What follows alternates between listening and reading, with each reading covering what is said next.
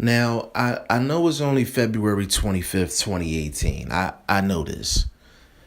And I know the Adrien Broner versus Omar Figueroa fight is not until April 21st, 2018. I know this. And for the record, I have not been smoking. Not not today anyway. I have not been drinking. Not today. But I don't need to go in the lab for this one. I don't have to put my lab coat on.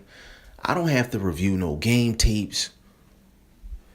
So with all that being said, G5Jefftv is the first person on YouTube that I know of. This is the official breakdown and prediction video for Adrien the Problem Broner versus Omar Figueroa Jr. Yes, damn near 8 weeks before the fight, we don't even know if the fight gonna happen because of the damn legal issues. But I'm doing a breakdown and prediction video on Adrien the Problem Broner versus Omar Figueroa Jr. right now. I'm not waiting. I don't need to wait for this one because this one's clear cut to me. Now, I'm going to break down what's going on outside of the ring. Then I'm going to get into what's going on inside of the ring with both guys. Outside of the ring, I'm going to start with Omar Figueroa. He got locked up for a DUI not that long ago, and it went under the radar because nobody's checking for Omar Figueroa Jr. And he has a court date in March 2018, so hopefully everything goes okay with that. And we still have a fight. And on a personal note, I hope he learned not to get into a car drunk because you can get somebody killed like that. Okay? You see it every single day. Now, Omar Figueroa, he takes a lot of time off outside of the ring. He doesn't fight often at all, to say the least. I'm being nice with that. And you don't know how disciplined that man is. You don't know how disciplined that man is outside of the ring. So he may have just as many problems as Adrien Broner, but it's just not as documented because nobody's checking for Omar Figueroa Jr. And on top of that, he looks like Manny from Scarface. He looks like Scarface right-hand man in the movie. You know what I'm saying? So Lord knows what that man is into outside of the ring. Now, Adrien the Problem Broner, his problems and issues are well documented. He's been locked up a bunch of times, and he says a lot of suicidal things on Instagram and all of that. We're all used to that. But his most recent arrest was in a mall in Atlanta where they basically alleged him of grabbing a girl by the privates. Now, in a mall, there's a lot of cameras. So if he did it, it should be on camera. If he didn't do it, it should be on camera. If he did do it, I hate to say another black man needs jail time, but he may benefit from having jail time if he did do it. And if he didn't do it and the girl's lying, then the girl needs to be locked up as well, because I love my women, but there's some women out here that are blackmailing, extorting, lying on celebrities, guys with money, guys that they just have a personal vendetta with, and they're quick to say somebody did something to them. If that woman's lying, she needs to get locked up too for filing a false report and defamation of character. And I just want to get that out the way on a personal note. And that's something I can go on all day long, but that's another topic for another video. So both of these fighters are not at their optimum peak outside of the ring. They both have things going on, and I don't care how small it is. It takes away from what you can do inside of the ring. Now, inside of the ring, I'm going to start with Omar Figueroa Jr. Now, Omar Figueroa Jr., he's undefeated. He has not fought a lot. Outside of this Robert the Ghost Guerrero victory that he got, he hasn't been in the ring in a long time. Long time. Now, he got a lot of credit for this Robert Guerrero fight. A lot of credit. I gave him very little credit for this fight. See, I watched Robert the Ghost Guerrero the last 3 fights of his. He's a dead man with boxing trunks on. Dead man with gloves on. And how I know that?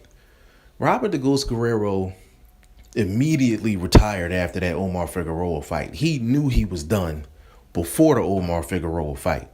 Robert the Ghost Guerrero has been done for a while. All Omar Figueroa did is put some punches together and got him out of there. And nobody ever seen Robert Guerrero knocked out before. So that's what shocked everybody. But it wasn't because Omar Figueroa was packing all of this power and everything. Robert the Ghost Guerrero was done, and he knew he was done. I think if you threw me in the ring with Robert Guerrero, I think I might have knocked him the fuck out in that fight. So I don't give Omar Figueroa that much credit for that fight. Now, Omar Figueroa, outside of that fight, very inactive. Very inactive. He's known for the hand injuries and just not being in the ring. But there's 3 fights that he's had in the past that are very vivid in my mind and confirms my thought of Omar Figueroa as a fighter. Number 1 is when he fought the Japanese guy Arakawa. That's the fight when he had an absolute war with Arakawa and he won by decision. Number 2 is the Jerry Belmontes fight. That was an undercard fight on, I don't know if it was a pay-per-view, but that was an undercard fight. And I actually thought that Jerry Belmontes won that fight, but Omar Figueroa won on the cards. You can go on YouTube and actually pull that fight up and watch that fight for yourself. And the 3rd fight was the Ricky Burns fight. Omar Figueroa Jr. won that fight by decision, but if you watch that fight with Ricky Burns had a lot of success early.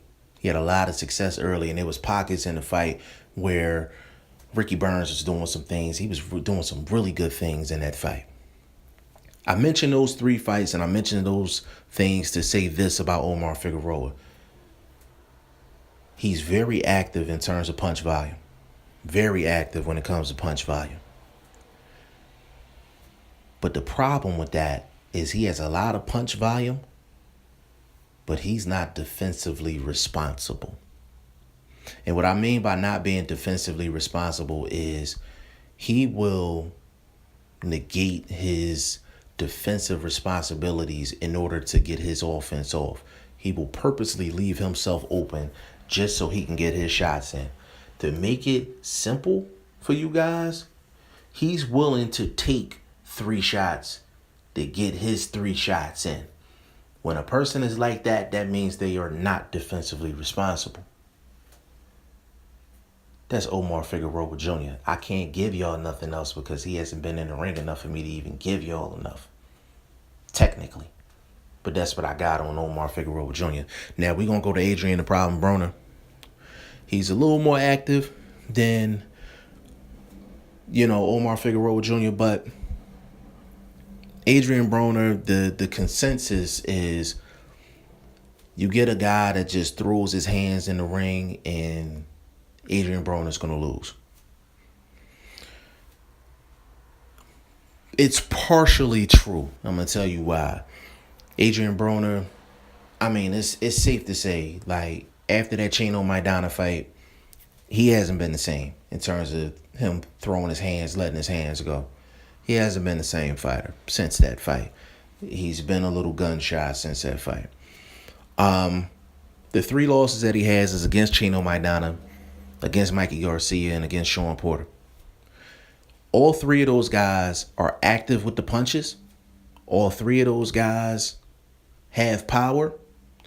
And all 3 of those guys are defensively responsible. Chino Maidana, you may say he's not defensively responsible, but pull up Chino Maidana's fight against Floyd Mayweather, the first fight. He was making Floyd Mayweather miss and miss a lot. And Floyd Mayweather may be the most accurate fighter of all time. And when you're making the most accurate fighter of all time miss a lot of shots, then,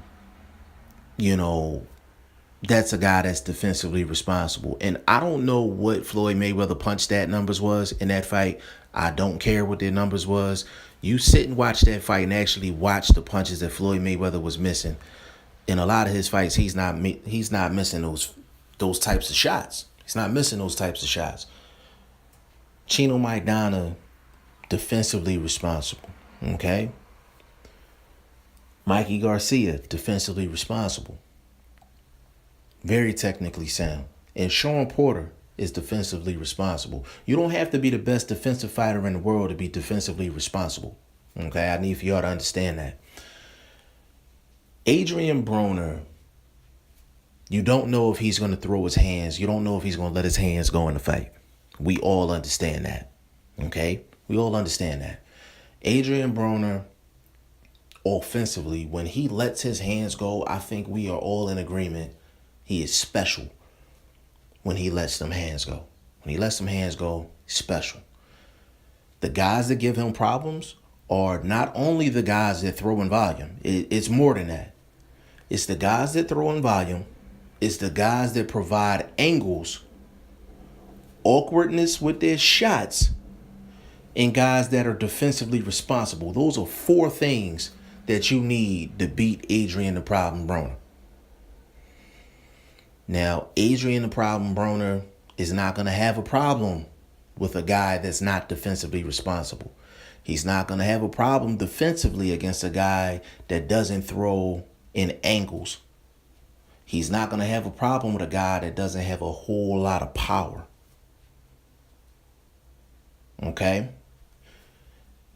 I don't know what Adrien Broner is going to step into the ring April 21st. I don't know what Omar Figueroa Jr. is going to step into the ring on April 21st. But from a technical standpoint, because of the fact that Omar Figueroa is not defensively responsible, the fact that he throws a lot of punches but he doesn't throw in angles, and don't be fooled by the Robert Guerrero fight, the man does not have a whole lot of power.